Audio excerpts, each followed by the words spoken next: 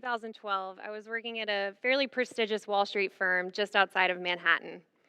But the important thing for you to know about that is that I never actually intended on getting that job. Graduation had been looming and I needed a job badly. But after submitting my first round application, I found out I had been waitlisted. Surprisingly, I got a call from the organizer the night before interviews telling me that somebody had gotten sick and I was being pulled up from the bench onto the playing field that was interview day. Safe to say I was the only college senior thankful for the swine flu that year. 8 interviews later, no, they were not messing around. 8 interviews later, I had somehow managed to convince a group of fairly intelligent human beings that my degree in behavioral psychology, my summer spent selling kitchen knives door to door, and my senior thesis on premature infant development would all combine to make me the next great financial analyst. Y'all, your guess is as good as mine. Fast forward 2.5 years, and I still felt like a fraud at that job. My only solace was a friend I had made who was an analyst a year younger than me at the time. I guess he's a year younger than me all the time. But anyway, you get the idea. So our special bond was predicated on this one singular idea: how much we hated our jobs. Perhaps some of you know this bond. One day when we were taking a break from our cocoon of computer screens, we decided to go out onto the terrace that overlooked a small creek that ran alongside our building. There was also a bridge that ran over the creek and provided passage from the roads on either side. And that day they were doing some construction on the bridge. I noticed it casually and I nudged my friend and said, "What do you think's going on down there?" And he took a look and then he did a double take. And his eyes lit up, his chest swelled, he started to smile. I barely got the question out of my mouth before he launched into this diatribe about engineering. "Okay, Tracy, I studied engineering in college, and here's the deal. Bridges are made of cement, and cement condenses in the wintertime, so if they don't extend the bridge, it'll crack and fall in the middle. So somebody gets on the top, and somebody gets on the bottom, and they measure down to the inch, down to the inch, to the degree, and if they get it wrong even by a little bit, well, you can just guess what happens." I lost him. In that brief moment, I was no longer talking to my friend, or at least the friend that I knew. He had transformed into this light that was blazing right before my eyes. I worked with this man every day, 12 hours a day, for an entire year, and he became something I had never seen before. For the first time, I got to watch him come to life, and it was nothing short of magical. A few weeks later, I approached my friend with this question: "Why are you not an engineer? You love it." And he looked at me reluctantly and said, "Because this is what we're supposed to do to be successful." A lot of us seem to be living our lives based on what other people tell us will make us happy and successful. So we crowd the average rather than living our own unique truth. And in my research and my work, a lot of this plan goes like this: go to school, get good grades, excel at an extracurricular activity, preferably sports, get into a good college, hopefully Ivy League, Stanford will do, get a good job, right, keep getting good grades, keep excelling at your thing, get a good job, keep climbing up the ladder, and then one day when you have enough money, enough status, and hopefully a good enough title, you will be successful and hopefully happy. But what about my friend? If we want to live lives of disruptive innovation, we have to change our thinking. Martha Graham, who's famous for her influence on the world of dance, said it this way: "There's a vitality, a life force, an energy, a quickening that is translated through you into action. And because there's only one of you in all of time, this expression is unique.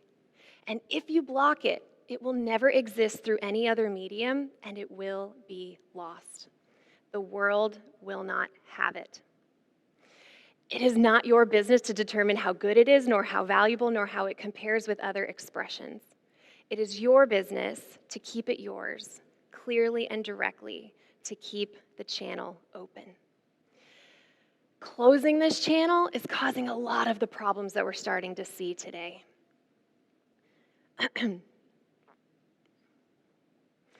According to a recent Gallup study, 69% of working Americans are either unengaged or are actively disengaged with their work.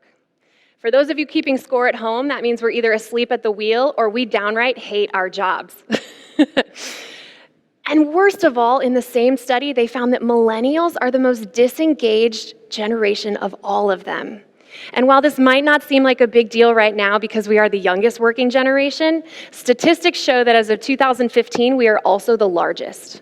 So if our disengagement is not a problem for the world now, it will be very, very soon. But it doesn't have to be this way. We can actively choose to disrupt from the status quo and innovate into lives that bring us back to life. But how do we do it? How do we transform from the norm? How do we keep the channel open? I once heard an incredible speaker say that of the 10 things you do in a day, life will likely dictate 7. Even then, he said you have to fight for your 3. Now, anyone who knows me well knows that I'm a perennial overachiever. So when someone says 3, I conveniently hear 4. So today I'm here to give you 4 strategies, 4 things to fight for. These 4 strategies have gotten me closer to my unique path than anything else I've tried. They've now become the foundation for the work that I'm doing with organizations and individuals. And I believe these 4 things will get us back to giving our unique gifts back to the world so that it will be that much richer for it. Now, thankfully, these 4 ideas come together to form a very convenient word, open, O-P-E-N.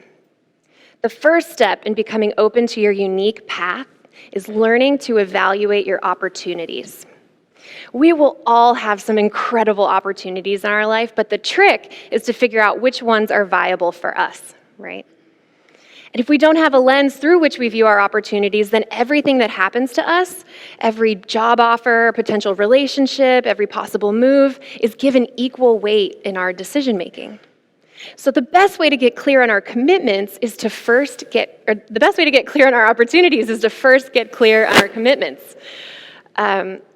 If we, excuse me, if we don't take the time to come up with our commitments based on what we want in life, then we'll always just be a slave to whatever opportunity arises. And we'll probably be pretty overwhelmed by it. So let me give you an example. Who here likes peanut butter? Yeah, raise your hand. Okay. Now, how many of you have actually been to the grocery store recently and tried to purchase a jar of peanut butter?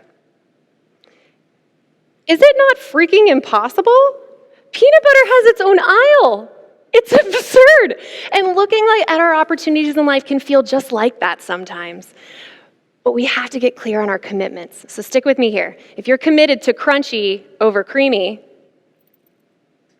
which you should be, then there goes half of your choices, right? If you're committed to removing added sugar from your diet, there goes a few more. And if you're committed to feeding your family natural and organic products, then you're probably down to just a couple jars. Looking at your opportunities in life can be just as simple once you get clear on your commitments. So what are you committed to? Are you committed to stability or variety? Are you committed to staying in one place or traveling? Are you committed to working for yourself or working for a business? Getting clear on your commitments will help you evaluate your opportunities every single time. That's step 1 in keeping the channel open. Step 2 in becoming open to your unique path is building a possibility mindset. Now, once we've narrowed down our opportunities, we have some white space, right? That's where possibility comes in. But when we get on a particular path or road, it can be so easy to forget about the possibilities that are out there. We just get pigeonholed or siloed or blind because life starts to take over. Completely understand. But becoming a person of possibility means opening up your worldview and actually trying new things. It means approaching life with the fundamental belief that anything is possible. Now, I understand that we can forget about that wall of peanut butter once we have our jar, but more accurately, we forget about all the other possibilities that are out there. I mean, we've got almond butter now, we've got cashew butter now, there's some weird thing called sun butter that they just came out with. I don't know if I would recommend that. But what about for you? Where can this possibility mindset help you? Because I know it's paid dividends in my own life. I went from completely broke to having a financial aid institution pay for half of my education. I went from a job that I hated to working for a best-selling author through a cold email. And I went from unemployed to completing my first TEDx talk in the span of just 2 years simply by applying. When we lose our sense of possibility, we start to lose our sense of wonder. And life becomes this monotonous routine of daily action items rather than the juicy marrow that it was meant to be. So building a possibility mindset means living in what can be rather than what is. That's step 2 in keeping the channel open. Step 3 in becoming open to your unique path is letting go of the expectations and limiting beliefs of others. Living our lives based on the expectations of others limits our value and discourages our uniqueness. So many of us conform to what we think we should be at the expense of who we really are. And by that, I mean we define success by everybody else's terms instead of our own. And when we take one step outside of the norm, we're showered with even more doubts. That is when the haters come out. The haters want to limit our choices because it makes them feel better about theirs. When they see us deviating from the norm or defining success for ourselves, it makes them feel less than, like they're not enough. And the temptation can be there to bring us right back down. Now, I know this has happened to you. It's happened to all of us. When you go out to dinner or you're shopping with some friends, you get what I like to call food shaming. We're keeping the peanut butter thing going here, okay? It goes something like this. Oh, you're going to eat that? Or, why do you care so much about organics? It's all the same stuff anyway. Or, my favorite, oh, so you're too good for Jif, huh? So what about in your own life? Whose expectations can you let go of? What limiting beliefs might be holding you back? And what would you do differently if you knew you were capable of anything?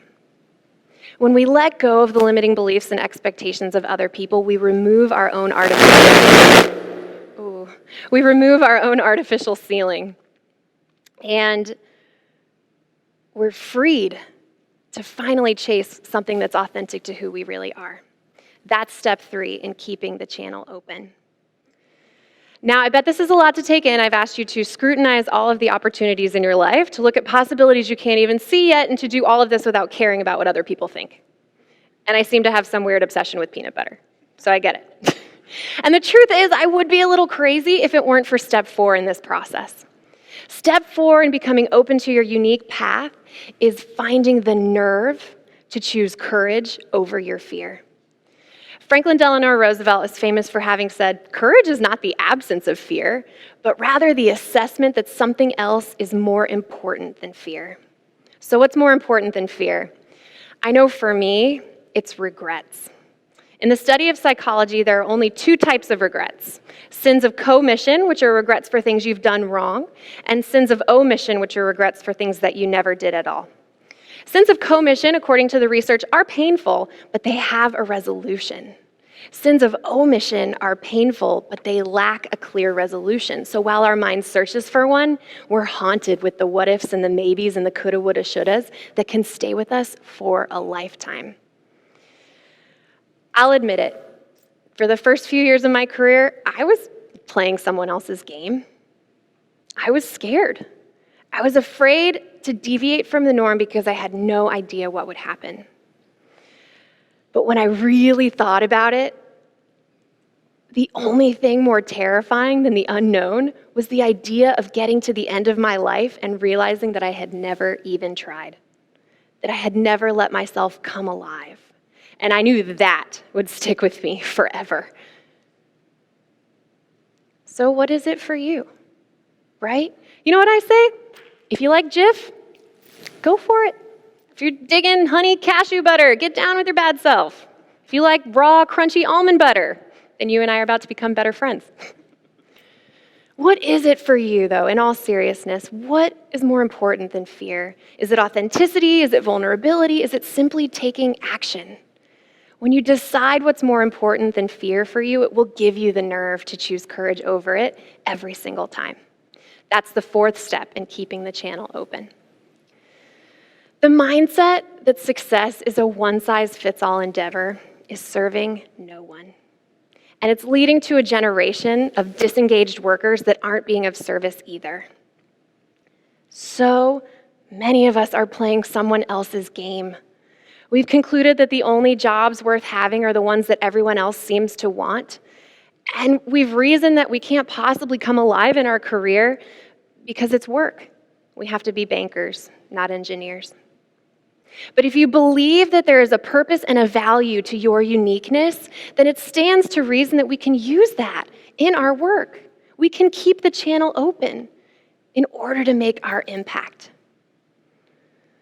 Because the truth is, and you know this is true, when you find something that aligns with who you are and what you love, you'll never work harder, longer, or more passionately in your life.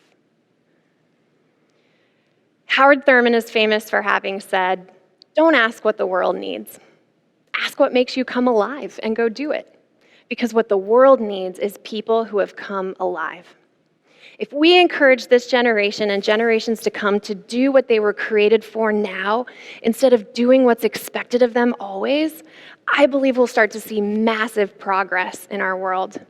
And for every new person who comes back to life, the bigger our impact will be. Thank you.